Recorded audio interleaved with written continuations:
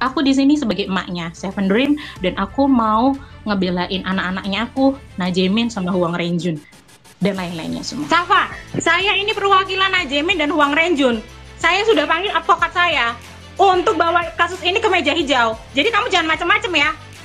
Begitulah ujar sebuah akun bernama Berflower mengancam warganet bernama Safa ke jalur hukum karena dianggap menghina dan berkata kasar pada anggota NCT Dream yang kemudian viral di media sosial.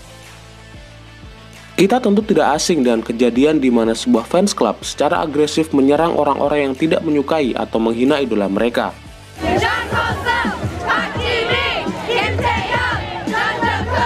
Perilaku agresif ini dalam dunia ilmiah dikenal dengan sebutan Celebrity Worship Syndrome atau sindrom pemujaan selebritas. Lantas, apa itu Celebrity Worship Syndrome? Dan bagaimana gangguan ini menyerang kelompok-kelompok penggandrung selebriti? Selamat datang di MD Universe. Mari kita bahas satu persatu.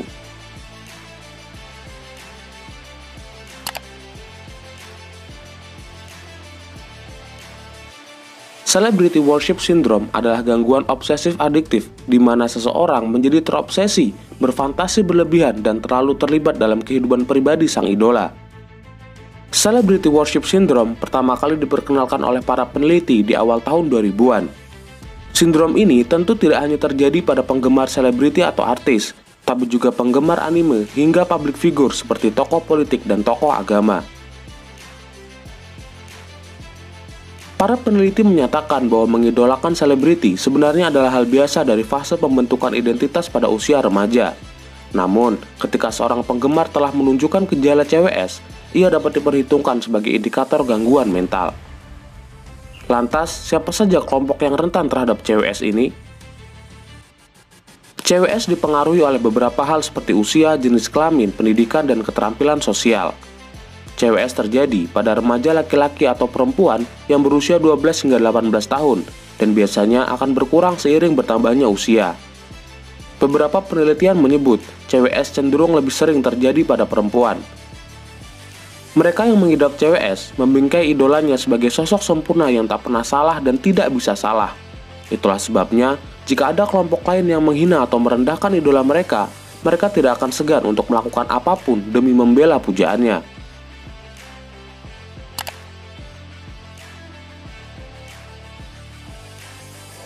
Menurut Maltby, CWS terbagi menjadi 3 tingkatan. Pertama, tahap entertainment sosial. Pada tahap ini, seorang penggemar akan mulai menggali informasi mengenai idolanya, mengoleksi merchandise yang berkaitan dengan idolanya, dan mencari teman-teman sesama penggemar. Tingkat kedua disebut intens personal. Di tahap ini, seorang penggemar merasa bahwa sang idola sudah dekat dengan dirinya atau menganggap sang idola adalah miliknya. Di tingkat terakhir adalah borderline pathological. Ini adalah titik puncak di mana penggemar berperilaku ekstrim dan memiliki fantasi yang tak terkendali dan berlebihan. Contohnya, merasa dicintai oleh sang idola padahal kenyataannya tidak, merasa mewakili sang idola padahal belum tentu sang idola mengenalnya, dan lain sebagainya.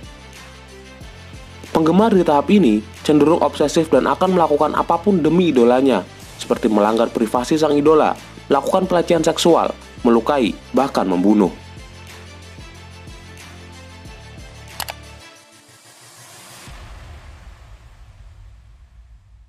Mereka yang mengidap CWS tidak segan-segan melakukan apapun terhadap idolanya, bukan hanya melanggar privasi atau mengganggu sang selebriti, namun mereka bisa melukai, bahkan membunuh idolanya sendiri.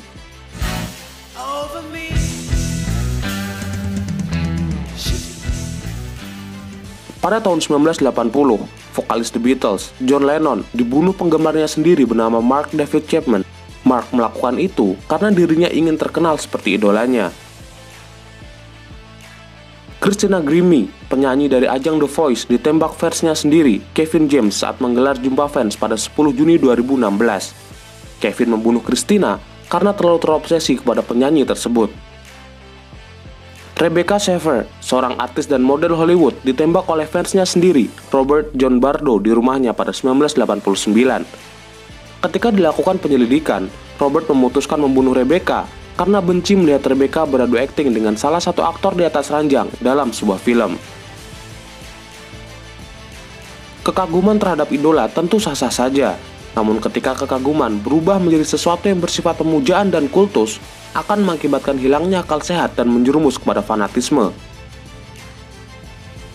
Dan sebagaimana kita tahu, fanatisme berlebihan terhadap segala sesuatu tidak pernah tidak merusak. Akhir kata, kutipan dari Patrick ini sepertinya cocok untuk menutup video pendek kali ini. Sebab aku senang kau belajar.